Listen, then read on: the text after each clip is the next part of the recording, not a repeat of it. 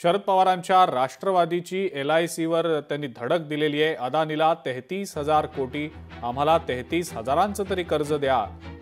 नवउद्योजकांना सुद्धा भांडवली कर्ज देण्याची मागणी यावेळेला केलेली आहे। बेरोजगार तरुणांनी कर्जासाठी अर्ज देखील केलेले आहेत।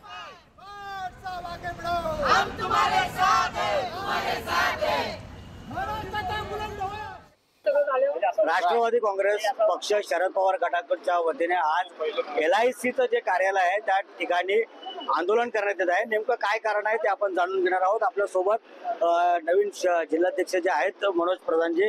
मनोज, काय सांगाल, कशा पद्धतीने आंदोलन आहे? 3 दिवसापूर्वी जेव्हा वॉशिंग्टन पोस्टने बातमी दिली तेव्हा ठाण्यात पुऱ्या देशातले नागरिक हडबडले। कारण काय 32,000 कोटी गुंतवणूक LICनी अदानीमध्ये केली। आता आमचं म्हणणं आहे की अदानींना तुम्ही एअरपोर्ट दिले, रस्ते दिले, पोर्ट्स दिले आणि सगळे धंदे करायसाठी व्यवसायामध्ये पैसे पण गव्हर्नमेंटच देते।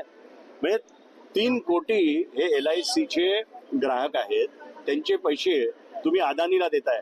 हिंडनबर्गचा रिपोर्ट आला, अदानी त्रासात होता, त्याला बँकेचे पैसे द्यायचे होते।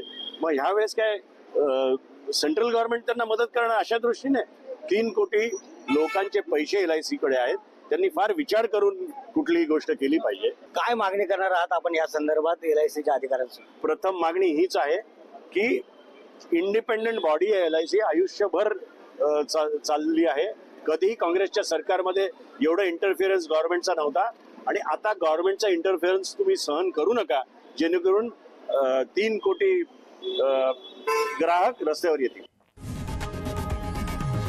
लोकशाही मराठी ऐका, पहा, जागरूक रहा।